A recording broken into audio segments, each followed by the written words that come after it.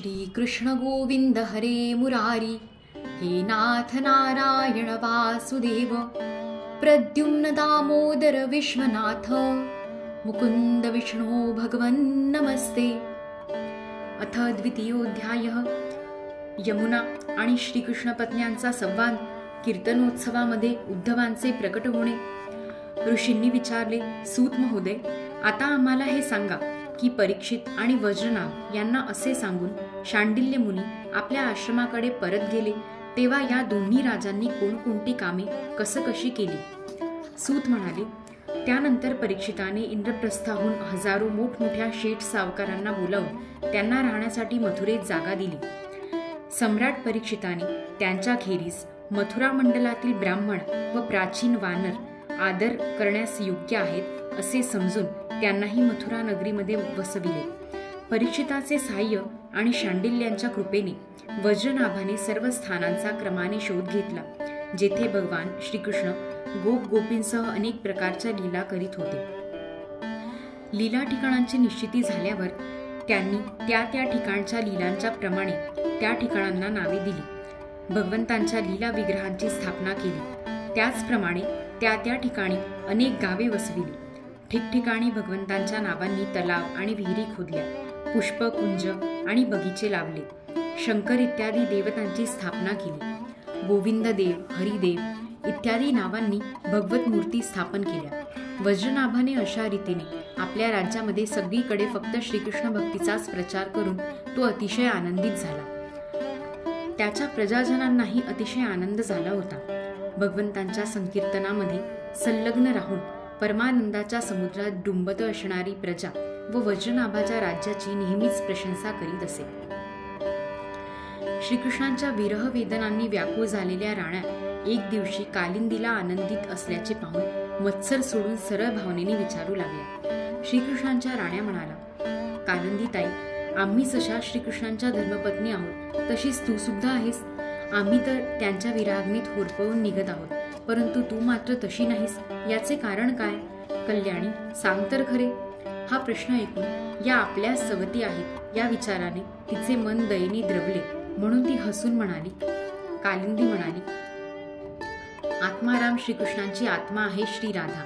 मी तिचे दास्य करीत असल्यामुळे हा विरह आम्हाला स्पर्श करू शकत नाही। श्रीकृष्णांच्या सर्व राण्या श्री राधा राणींच्या अंशाचा विस्तार आहे। भगवान श्रीकृष्ण आणि राधा सदैव एकमेकांच्या समोर आहेत। त्यांचा परस्पर नित्य संयोग आहे। म्हणून राधेच्या स्वरूपातच अंशतः विद्यमान असणाऱ्या श्रीकृष्णांच्या ज्या अन्य राण्या आहेत त्यांना सुद्धा भगवंताचा नित्य सहवास प्राप्त झालेला आहे।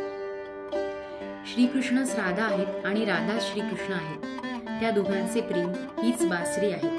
त्याचप्रमाणे राधा राणींची प्रिय सखी चंद्रावली ही सुद्धा श्रीकृष्ण चरणांच्या नखरूपी चंद्रम्याच्या सेवेमध्येच आसक्त असल्यामुळे चंद्रावली नावाने ओळखली जाते।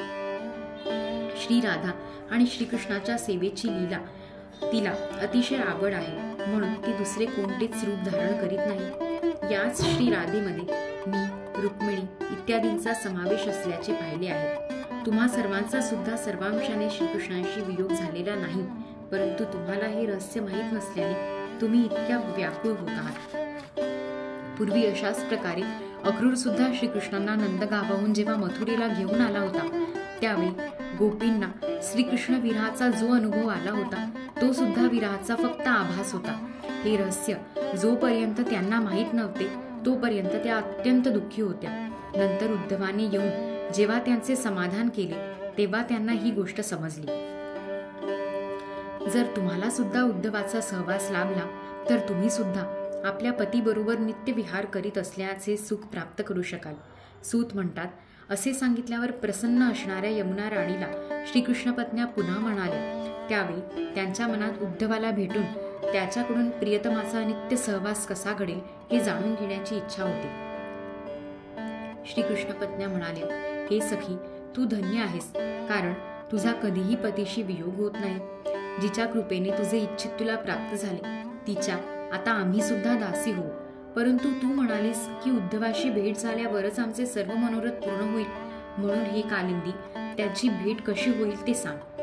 सूत म्हणतात, त्यांनी असे विचारले तेव्हा श्रीकृष्ण चंद्रांच्या 16 कलांचे स्मरण करीत कालिंदी सांगू लागले. कालिंदी म्हणाली, भगवान श्रीकृष्ण जेव्हा परमधामाकडे जाण्यास निघाले तेव्हा ते आपला मंत्री असलेल्या उद्धवाला म्हणाले, हे उद्धवा, साधना करण्याचे ठिकाण म्हणजे बदरिकाश्रम, तू तेथे जा. भगवंताच्या या आज्ञेनुसार सध्या उद्धव प्रत्यक्ष रूपात बदरिकाश्रमामध्ये आहेत आणि तेथे जाणाऱ्या जिज्ञासूंना भगवंतांनी सांगितलेल्या ज्ञानाचा तो प्रत्यक्ष उपदेश करीत असतो. साधनेचे फळ देणारी भूमी म्हणजे व्रजभूमी हे रहस्य सुद्धा भगवंतांनी उद्धवाला सांगून पूर्वीच ही भूमी सुद्धा त्याला दिली. परंतु भगवान येथून अंतर्धान पावल्यानंतर ही फलभूमी अदृश्य रूपात आहे. म्हणून उद्धवही आता येथे दृष्टीस पडत नाही. उद्धवाचे दर्शन होऊ शकेल असे आणखी एक ठिकाण आहे. गोवर्धन पर्वताजवळ भगवंतांच्या लीला सहचारिणी असणाऱ्या गोपींचे विहार स्थळ आहे. त्यांची चरणधूळ अंगावर पडावी म्हणून तेथे अंकुर किंवा वेलीच्या रूपात निश्चितच उद्धव तेथे असणार. शिवाय भगवंतांनी त्याला आपले नित्य उत्सव स्वरूप दिले आहे. म्हणून तुम्ही सर्वजणी आता वज्रनाभाबरोबर कुसुम सरोवराजवळ जा.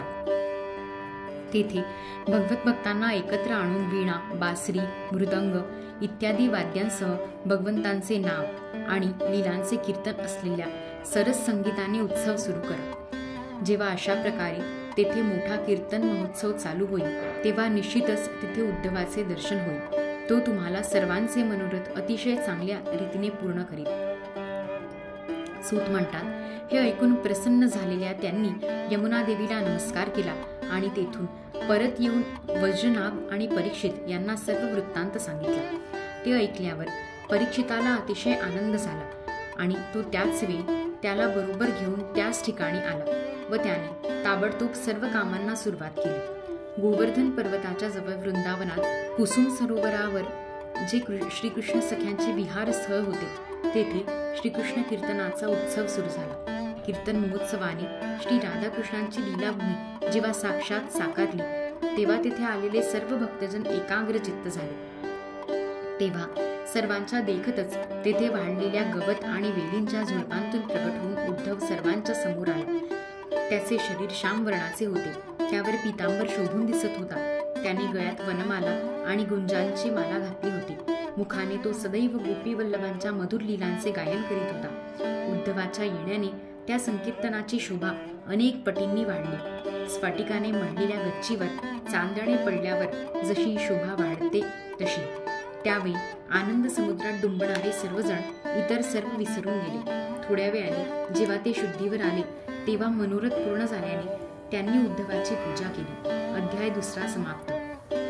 इति श्री स्कंद महापुराण 81 सहस्राव्या संहिताया द्वितीये वैष्णवखंडे श्रीमद्भागवत महात्म्ये गोवर्धन पर्वत समीपे परीक्षिदादि नामुद्धव दर्शन वर्णनं नाम द्वितीयोऽध्यायः. ओम नमो भगवते वासुदेवाय. श्रीकृष्णार्पणमस्तु. श्री गुरुदेव दत्तात्रेयार्पितमस्तु.